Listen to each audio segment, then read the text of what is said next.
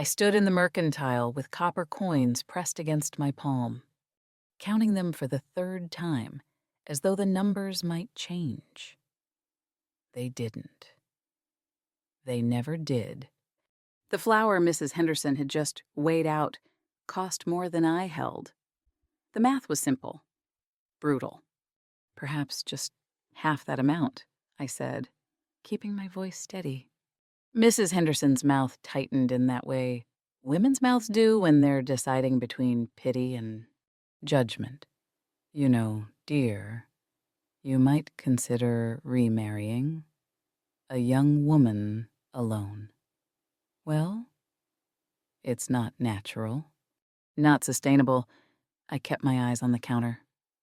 Natural. As if nature cared about propriety. As if the frost coming in 2 months would be moved by what was natural. Half the flour will be fine, I repeated. She wrapped it, her movements conveying what her words hadn't quite said. You're becoming an embarrassment to decent folk. I took the package, lighter than it should be, and walked out into the October wind. The cold cut through my shawl immediately. I'd noticed other women's thick wraps, their full baskets, their easy conversations about Sunday dinners. I'd taught myself to notice and then not notice in the same breath. Comparison was another luxury I couldn't afford. Walking home, I calculated no eggs this week. Sugar was already gone, had been for months. Threat if I could salvage the old spool one more time. I'd become expert at subtraction, at making less somehow be enough. I'd forgotten there was any other kind of mathematics. The wind picked up, and I thought about Papa. How I used to walk this same street beside him, never counting coins, never calculating hunger.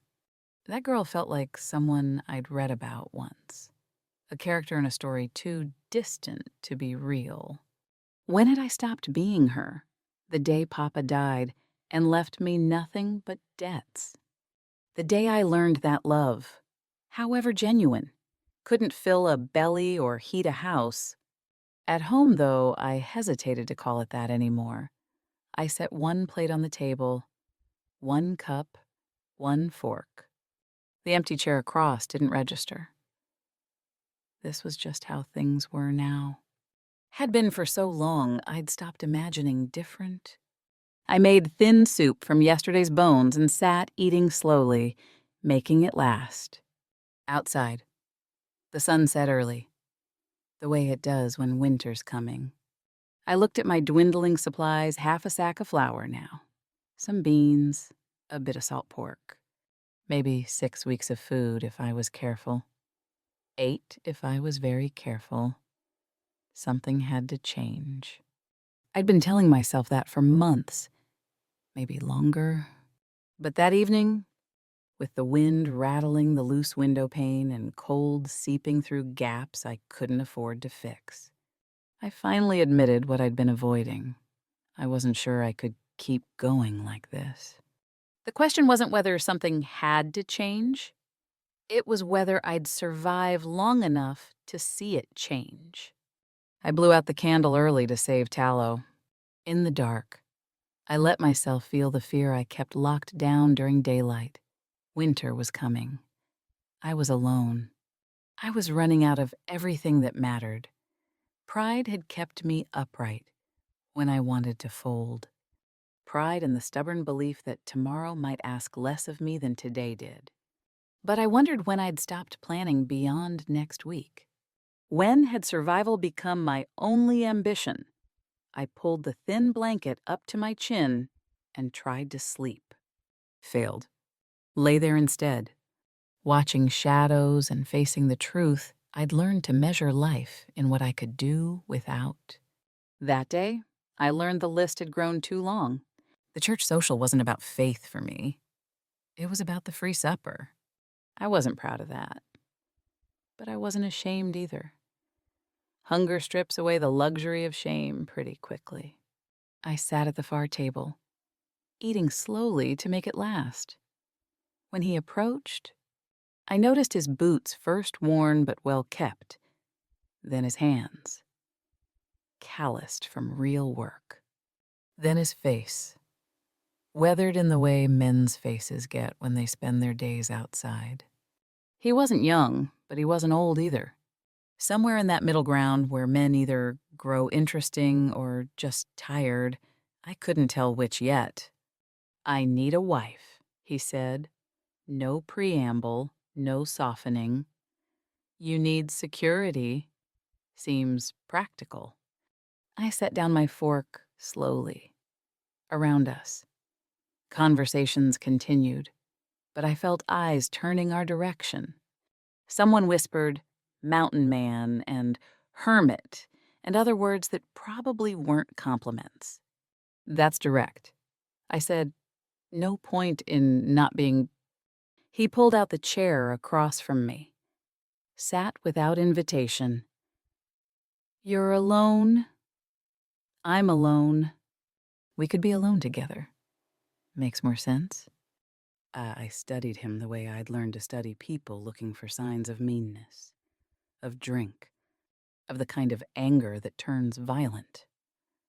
I found none of those things. Found instead a kind of tired honesty that matched my own. That scared me more than threats would have. "What exactly are you offering, Mr. Dalton? Just Dalton." He folded his hands on the table. "I have a cabin up in the mountains. I can provide food, shelter. Nothing fancy, but enough.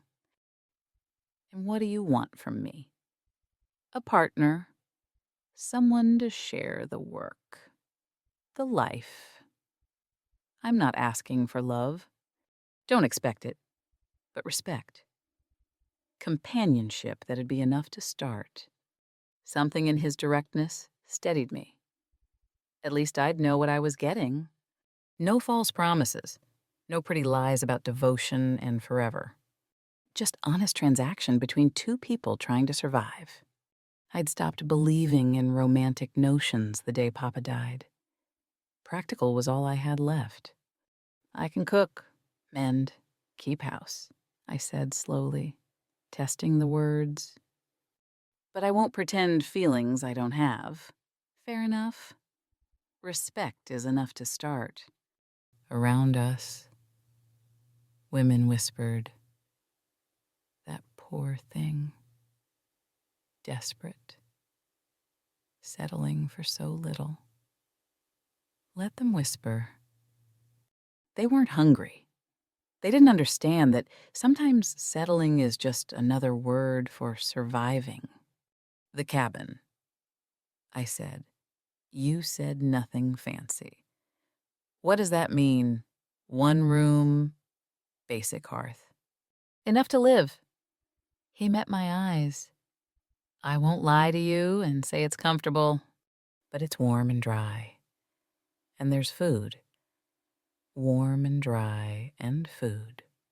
The bar I'd set for my life had fallen so far, but maybe that was honest too. Maybe we were both just being honest about what little we could offer each other. I'd want my own space. I said, boundaries. Understood. And if it doesn't work, then we're no worse off than we are now. I looked at him. Really looked. Saw someone as tired of being alone as I was. Saw someone who'd learned to ask for practical things because hope was too expensive. Saw, perhaps, a mirror. When, I asked, "Tomorrow, day after, whenever you're ready." I thought about my empty house, my dwindling supplies. The winter coming like a wall I'd have to walk through or around. Something in his directness appealed to me more than sweet words ever could. Lies dressed as promises had hurt me before. At least this was honest.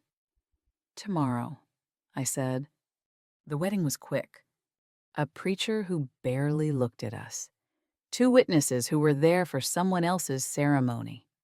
Words spoken by rote. a signature on paper that felt more like a contract than a covenant. I became Mrs. Dalton thinking I'd chosen poverty over starvation. At least, poverty let you wake up each morning. That seemed like enough. The cabin sat in a clearing halfway up the mountain. Exactly as advertised. One room, rough-hewn logs, basic hearth. I stood in the doorway with my single bag and took inventory of my new life. "It's not much," Dalton said behind me. And I heard something in his voice, apology assessment I couldn't tell. "You said it wouldn't be—" I stepped inside. The floor was clean, the space organized, sparse, but functional. I'd hoped for what I didn't know. Maybe I'd hoped he'd undersold it. He hadn't. He showed me around quickly. The bed in the corner, the hearth, the shelves with supplies, a table and 2 chairs. Everything necessary, nothing extra. "You take the bed," he said. "I'll sleep here by the door." The boundary was clear, respectful. I was grateful. Also, surprisingly, disappointed, which made no sense. So I ignored it that first evening. I cooked what little we had. Beans, salt pork, the last of my flour made into biscuits.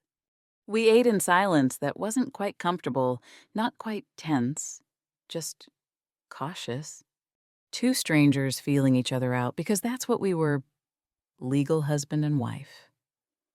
Actual strangers. He cleaned his plate, thanked me, didn't leave messes. Small mercies I cataloged automatically. Not unkind, not demanding, not drunk. The bar was so low, but at least he cleared it. That night, I lay in the bed that still smelled like him pine and wood smoke and listened to him settle by the door. The cabin was dark. My eyes traced shapes I couldn't quite make out. I wondered if I'd made a mistake.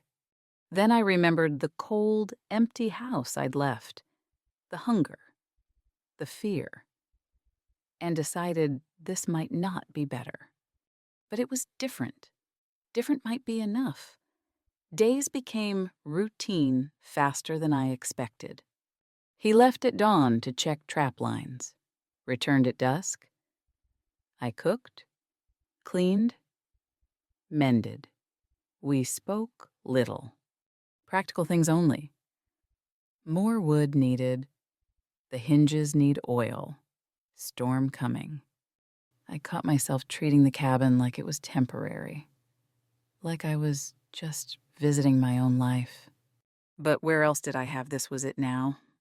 3 weeks in, I realized I'd stopped counting days until something better. Maybe I'd stopped believing in better. One evening, mending his shirt by candlelight, I noticed my stitches were still careful, still neat. I was still taking pride in small things. That surprised me. Maybe if I could keep finding small things to take pride in, I could build something here. Maybe that's all I needed, small things that added up to enough. I wondered if I'd traded one hardship for another. But at least here, I wasn't alone with my hunger. Loneliness and hunger together might have killed me.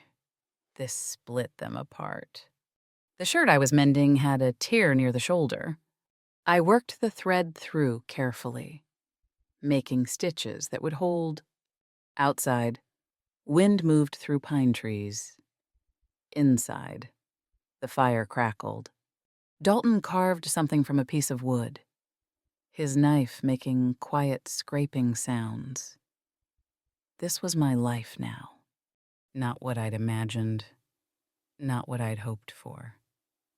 Back when I still hoped.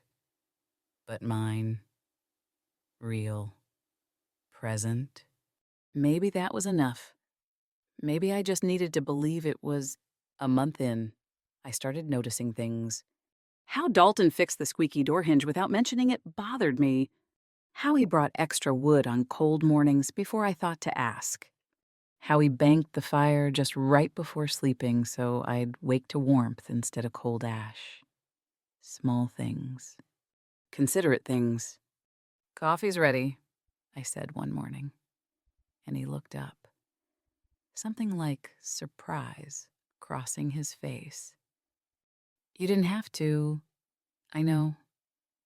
But I'd noticed he liked it, first thing, before heading out. And I'd noticed I liked having it ready for him. Liked the small nod of thanks he gave. Liked feeling competent, useful, valued in these tiny ways. He came home one afternoon with fabric bundled under his arm, set it on the table without ceremony. "Found it in town. Thought you might use it." Found it. Right. He'd bought it. For me, I ran my fingers over the weave plain cotton. Nothing fancy, but good quality, sturdy. The kind that would last. "Thank you," I managed. Not meeting his eyes. "You needed a new dress. That one's getting thin." He'd noticed. The thought made something warm and uncomfortable move through my chest. I pressed it down, locked it away. "I'll make good use of it," I said. We were developing rhythms. I realized patterns that fit together like well-worn grooves. I had coffee ready when he woke. He banked the fire before bed. I cooked meals the way he liked them without asking anymore. He brought back supplies I needed before I mentioned them. We were learning each other, adapting, becoming something like a team. Evenings. He carved wood while I sewed. The silence between us shifted from cautious to companionable. I stopped bracing for criticism or demands. He just existed peacefully beside me, and I beside him. And somehow, that was enough. One evening, he broke the quiet. "What was your life like before?" I looked up from my sewing, startled. Before this? I set down my work. Papa owned a store. Not big, but steady. When he died, I learned the debts were bigger than the business. Lost everything. I paused. "What about you? How'd you end up alone in these mountains? Never liked town much. Too many people. Too much noise. Mountains are honest. They don't pretend to be what they're not. You like honesty, don't you?" I thought about that. I used to think I liked nice things. Pretty words. Romance. I laughed. No humor in it. Turns out I just like not starving. You're bitter. I'm practical. Maybe both. He wasn't wrong. I picked up my sewing again. "You describe the mountains like poetry sometimes, the way light catches snow. How silence sounds different at altitude. You listen when I talk. You're worth listening to." The words came out before I could stop them, hung in the air between us. I focused hard on my needle, my stitches. Anything but his face. "So are you," he said quietly. Days passed, weeks. The rhythm continued, deepened. I started listening for his footsteps, organizing my day around his return. Caught myself smiling at things he said, stopped myself, reminded myself this was practical, not personal. My heart didn't always listen. He brought home wildflowers one evening. For the table, I put them in a jar, watched them catch the lamplight. Such a small thing. Why did it feel so large? "They're nice," I said. "Thought you might like them." "I do." Well, that night, passing each other in the small space of the cabin, our hands brushed. Brief contact. Accidental, But neither of us pulled away immediately. The moment stretched, suspended, his fingers against mine. Warmth, possibility. Then he cleared his throat. I busied myself with dishes. But I'd felt it, that spark, that question, that dangerous thing called hope. I wondered when I'd started noticing the man instead of just the arrangement. That's when I should have been more careful. That's when I started hoping. And hope, I'd learned, could break you worse than hunger ever did. The fever came on fast. I woke one morning with my head pounding, body aching like I'd been beaten. Tried to push through anyway because there was work to be done. Always work. Made it as far as the hearth before my legs gave out. Dalton found me there, slumped against the stone, shaking. "I'm fine," I tried to say. "Just need a minute." He didn't argue. Just lifted me first time he'd touched me beyond handshakes and carried me to the bed. His arms were steady, careful. I was too sick to protest. The next hours blurred. Cool cloths on my forehead, broth spooned to my lips. His voice, low and steady, telling me to rest, that everything was fine, that he had it under control. In my delirium, I wasn't in the cabin anymore. I was back there alone, terrified, counting coins that would never be enough. I saw Papa dying, the debt collectors, the landlord's threats, felt the cold of that empty house, the hunger that ate at me from the inside out, the fear that I'd disappear, and no one would notice, no one would care, that I'd just be another woman who couldn't make it alone. I surfaced once to find Dalton asleep in the chair beside the bed, his hand resting near mine on the blanket. Close but not touching, giving me proximity without presumption. Something in me broke open. The tears came before I could stop them. He woke, didn't try to fix it, just handed me his handkerchief. Let me cry. Let me shake apart without trying to put me back together.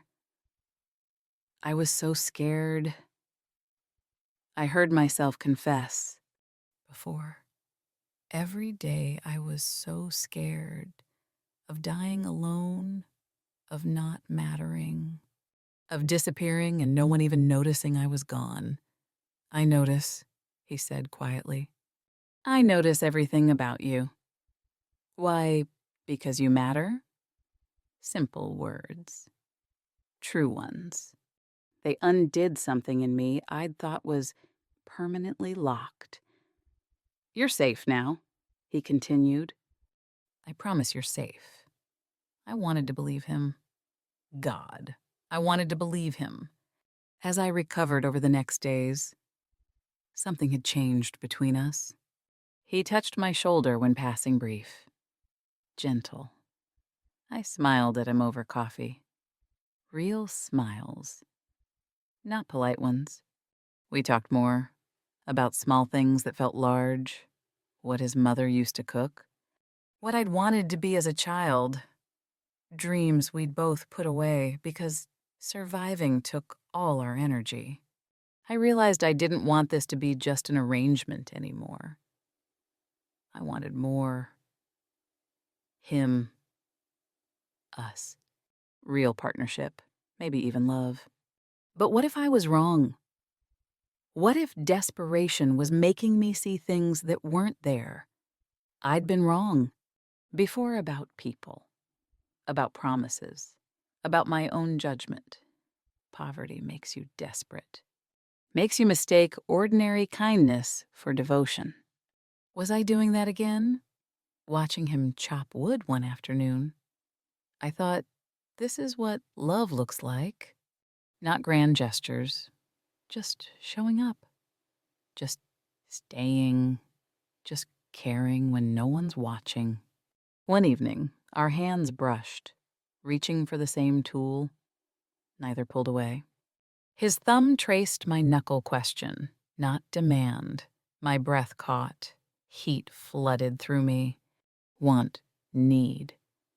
Hope dangerous things I'd sworn off. Then reality crashed back. I was falling for him. And I didn't even know if he wanted more than partnership. I pulled away, heart hammering. Yes, he agreed quietly, but his eyes said something different. They said, soon. The crack in my armor wasn't his kindness. It was my hope that maybe, just maybe, I deserved it. That maybe I was worth keeping safe. That maybe I could trust myself to choose right this time. Storm coming, Dalton said one morning. Bad one. Might be stuck inside a week. We prepared, brought in extra wood, checked supplies, secured the cabin, or I thought we did. Over the next days, as the weather worsened, things got harder in ways I didn't expect. Supplies seemed to dwindle faster than they should. Had I miscalculated? The roof developed a leak. I hadn't noticed it before. I placed pots to catch the drips, rearranged our sleeping space to stay dry. Felt proud when I managed it without complaint. The hearth became difficult. The wood seemed damp, wouldn't catch easily. I coaxed flames from reluctant kindling, my hands cold and clumsy. When fire finally caught, I felt victorious, capable, strong. Dalton watched from the corner, said nothing. But something in his expression, I couldn't read it. Approval assessment. Something else entirely. I made meals stretch, porridge instead of bread. Soup so thin you could see the bottom of the bowl, but I added herbs to make it taste like more. He ate without complaint, even commented, "You're resourceful." Pride warmed me more than the fire did. I was managing this. The coffee ran out. I saw disappointment cross his face, though he said nothing. Guilt gnawed at me. Should I have rationed better? But I'd done my best. Surely he could see that. His shirt tore, caught on something, ripped near the seam.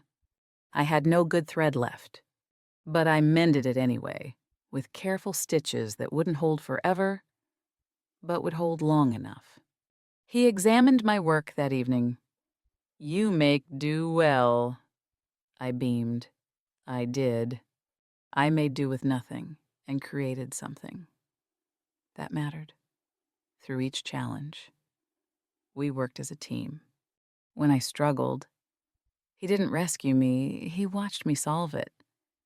That felt important, though I wasn't sure why. Like I was proving something. Like he was witnessing something essential about who I was.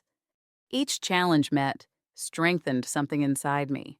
I wasn't just surviving. I was living with purpose. I'd forgotten what that felt like. Forgotten I could be competent, resourceful, valuable. I caught him watching me sometimes, his expression unreadable. Was he proud? Surprised I wanted him to see me as strong. I thought he did. The storm supposedly cleared on the 6th day. Sky still gray, but no longer threatening. Dalton stood at the window for a long time. Something working in his jaw. "Time to go home," he said finally. I looked up from stirring porridge. "We are home." He turned to face me, shook his head. Time to go to our real home. Confusion flooded through me. "What do you mean, pack what matters?" "We're leaving today.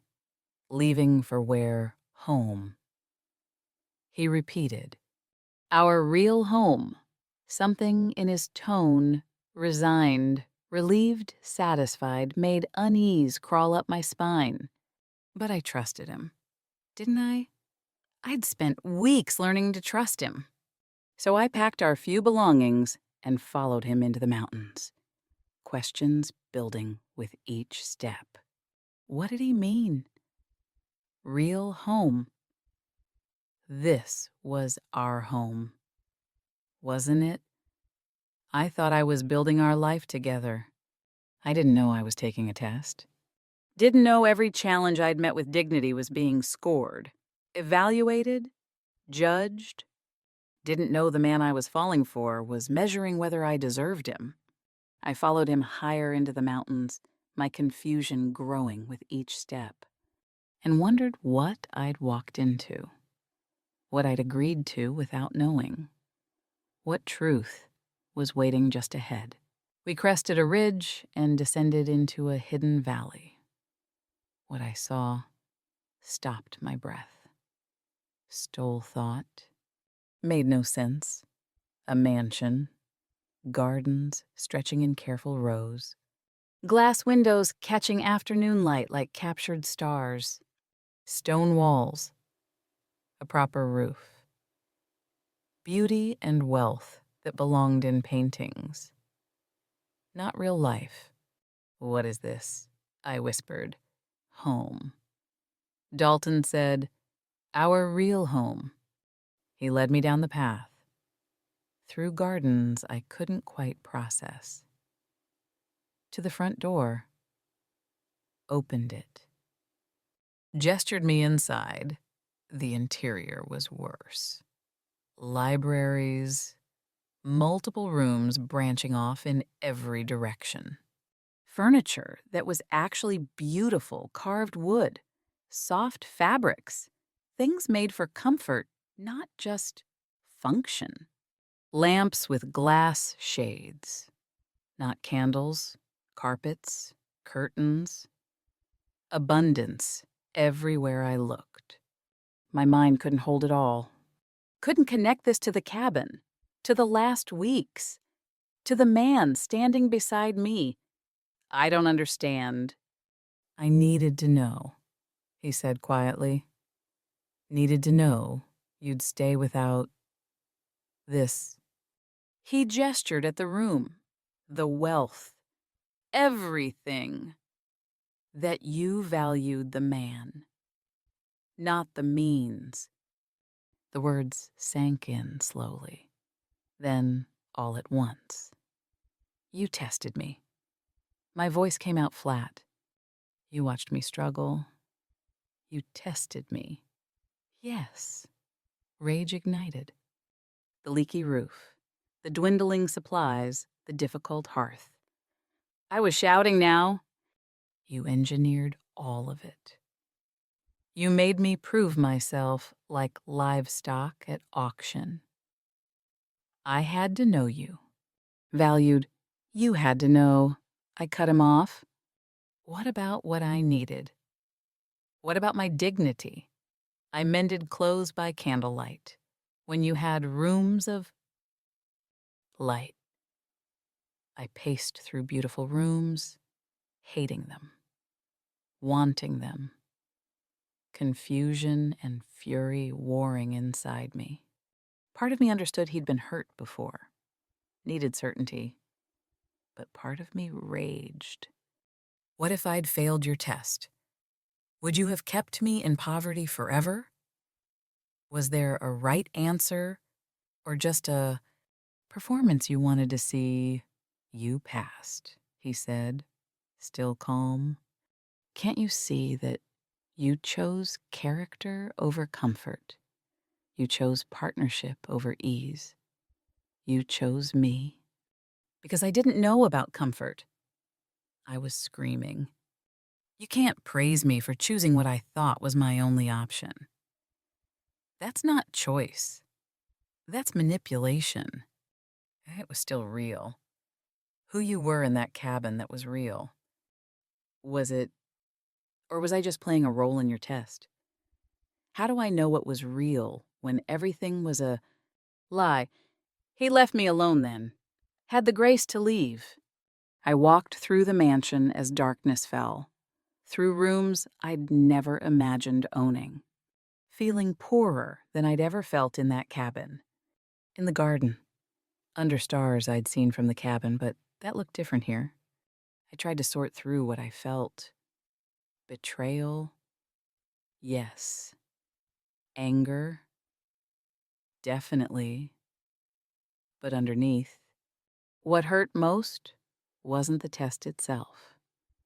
It was that he'd thought he needed one. That my character shone every single day in how I lived, how I worked, how I carried myself wasn't enough evidence. He'd needed proof, performance, validation. You can't buy back trust once you've traded it for certainty. I stood among flowers I couldn't name and tried to decide stay and fight for understanding. Or leave and keep my pride intact. I'd proven I could survive alone. The cabin had shown me that. I didn't need him, didn't need any of this. But did I want it? Did I want him? Even after this. At first. I felt anger at the deception. The betrayal made me question everything: his respect, my dignity, the truth between us. But as night deepened and anger cooled to something more manageable, I started seeing past it to something else. He found me as the moon rose. I know you're angry. We should talk. Tomorrow. I said, tonight, I need to think. He nodded, respected my space. Even in this, he gave me agency. I watched him walk away and felt torn in pieces. I didn't sleep. I thought, paced, raged, cried. Then, slowly, painfully, I began to understand something he might not have even meant to teach me. Morning came with cold clarity.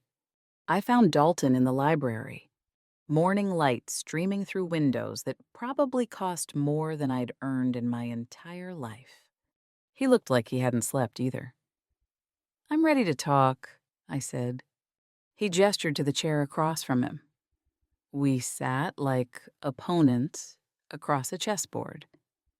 Maybe we were... Tell me about her, I said. The woman before. The one who made you think you needed to test me. He looked surprised I'd guessed, then relieved. Maybe. That he didn't have to explain from nothing. She loved the wealth, not me. I found out badly.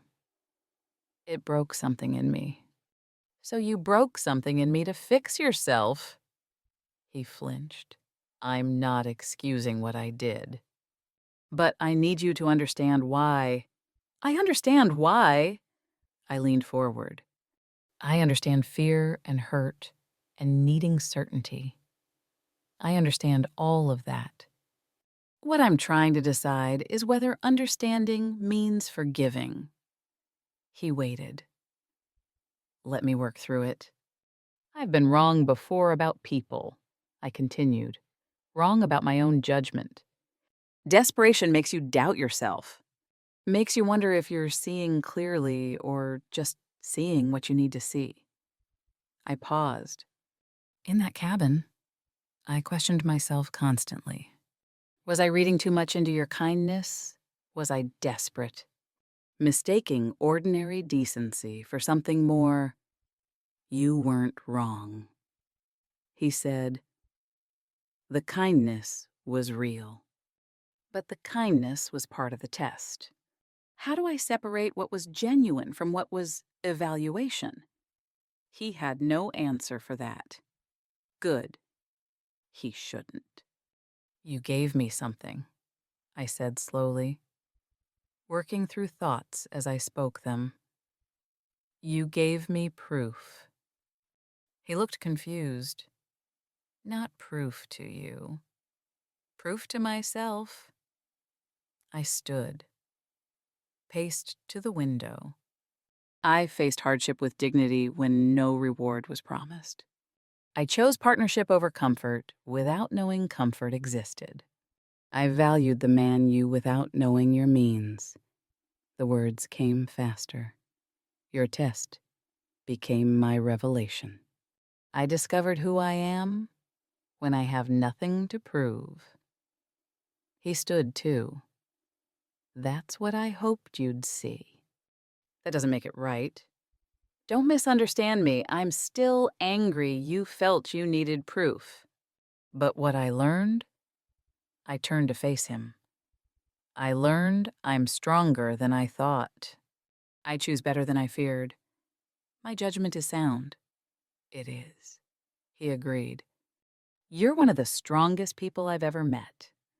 I'd proven to myself that I could face hardship with dignity and choose partnership over comfort. You tested whether I'd love you without wealth. But what I learned was bigger. I learned I love myself with or without it. The anger was shifting. Not disappearing. I'd probably be angry about this for a long time. But underneath it, something else was emerging. Understanding. Maybe. Or choice. Or both. I'm still angry, I said clearly. I need you to understand that I'm angry you tested me. Angry you didn't trust me. Angry you put me through unnecessary hardship to satisfy your own fear. I know. But I'm also... I took a breath. I'm grateful for what it showed me. Not about you, about me. That I can handle hard things. That my character isn't conditional on comfort. That I make good choices even under pressure. He moved closer, not crowding, just closing distance. What are you saying? I'm saying I'm going to choose you again. His breath caught.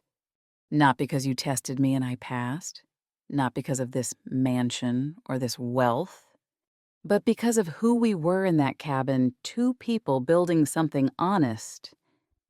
I choose that. I choose us. The real us, built on truth. Even after, especially after. Because now I know I'm not choosing you out of desperation.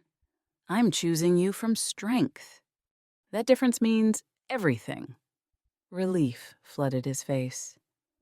I'm sorry for the deception, but I'm not sorry for what it revealed your strength. Our strength, I corrected. If we do this, no more tests. Only truth from here forward. Only truth. He agreed. And I need you to understand something. I held his gaze. I'm not forgiving the test because I passed. I'm forgiving it because I chose to see the gift in it. That's my choice, my agency, not your design. He nodded slowly. I hear you, and you're right. The lesson was yours, not mine. I gave you hardship. You made it into wisdom. That's all you... That revelation changed everything. I'd proven to myself that I could face hardship with dignity and choose partnership over comfort. The lesson wasn't about wealth. It was about authentic connection. About knowing yourself when everything else is stripped away. We build our strongest foundations not on what we possess, but on who we are when we have nothing to prove. True love doesn't need pretense. It needs presence. Showing up, staying, choosing each other over and over. In truth, I took his hand, not as the desperate woman who'd married him, as the woman I'd discovered myself to be.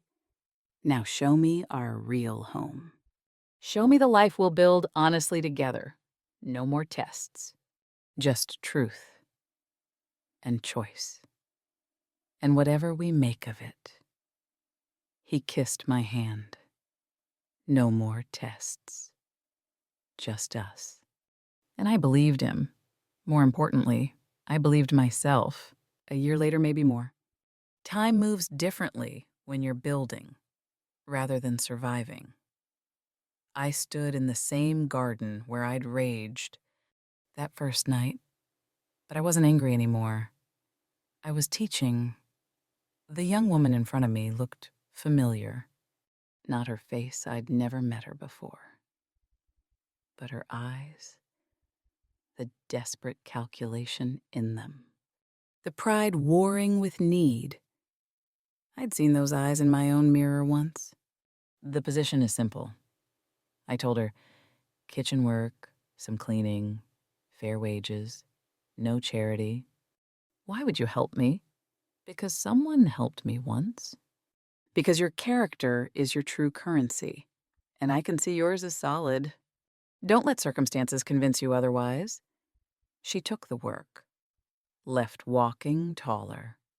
I watched her go and felt the circle complete itself. You did good, Dalton said beside me. We did good, I corrected. We build good things together. We still had coffee together each morning. Same comfortable silence as the cabin. Just different walls. Some things don't change. Some things shouldn't. We'd use the wealth wisely, helping others quietly. Never with pity. Always with respect. Young women struggling like I had. Families hit by bad fortune. We gave them options, not rescue. Dignity, not charity. The gift I'd been given. Passed forward. Sometimes we returned to the cabin. It still stood. Waiting, we'd sit inside. Remember who we were there. What we learned. Once. Sitting by the cold hearth. I told him, thank you. For the test. For the truth. Both truths yours about needing to know. Mine about being knowable. About being someone worth knowing. The lesson wasn't about wealth. It was about authentic connection. True love doesn't need pretense. It needs presence. We showed up for each other every day. In truth. In choice. In partnership. That's what the cabin taught us. The mansion was just where we practiced it. Evening came. I sat reading while Dalton carved wood. Same rhythm as always. He looked up, smiled. I love you, said casually. Truth, not test. I know, I replied, smiling back. I love you too, and I'd choose you either way, cabin or mansion. It was never about that. What was it about being chosen for who I am and choosing myself first? I set down my book. That's the real treasure, knowing yourself when everything else is stripped away. Knowing your worth isn't circumstantial. It's intrinsic. Another young woman had come by that afternoon. Looking for work? I'd seen her counting coins in town. Seen the calculation, the fear. Tomorrow I'd offer her the same thing I'd been offered a chance. Not rescue. Just opportunity to prove to herself what she was capable of. We build good things together, Dalton said, echoing my earlier words. The best things. I agreed. I'd learned something in that cabin I couldn't have learned any other way. My worth isn't circumstantial. I carried it with me through poverty, and I carry it still through plenty. That's the real treasure. Now I know the richest life comes from being chosen for your character, not your circumstances. And choosing yourself first means you'll always know you're enough, that you were always enough, that the cabin and the mansion were just buildings, The real home was always who I became when I stopped waiting for rescue and started building my own. Foundation. I stood, moved to the window.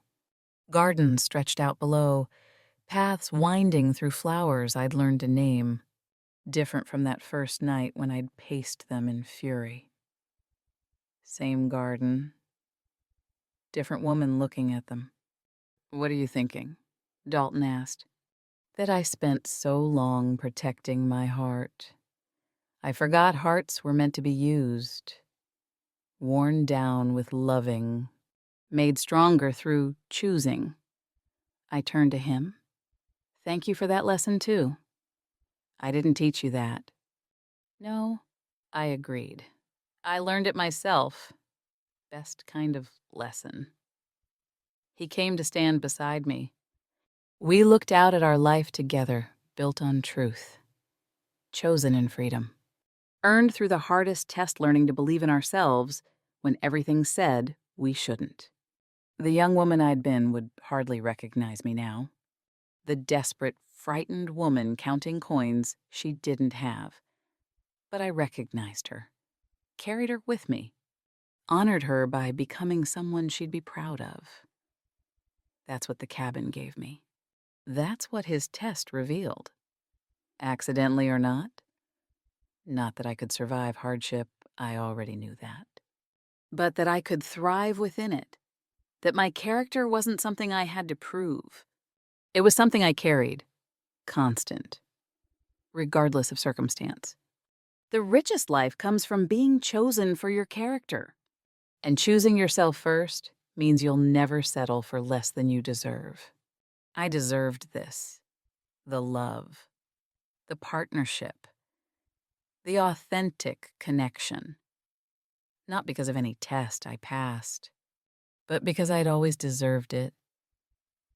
I just had to believe it. Outside, stars began to appear. Same stars I'd seen from the cabin. Just a different window to view them through. Different, but the same. Like me, like us. Changed by experience, but essentially ourselves. Only more so. "Come to bed," Dalton said gently. I took his hand. "In a minute. I'm just remembering the cabin. Who I was there. Who I became." I squeezed his hand. "Thank you for giving me the space to discover her. You were always her. I just got to witness it." Maybe he was right. Maybe I was always strong, always capable, always worthy. Maybe I just needed hardship stripped away and then returned to show me the truth that I was enough. Always had been, always would be. We build our strongest foundations not on what we possess, but on who we are when we have nothing to prove. And now I know who I am. Finally. Completely. Without doubt. The woman who chose herself first. Who knew her worth, regardless of circumstance? Who could face any hardship because she'd faced the worst one, not believing in herself, and survived it? That was the real mansion, not this building. Beautiful as it was, but the home I'd built inside myself. Unshakable, mine, enough.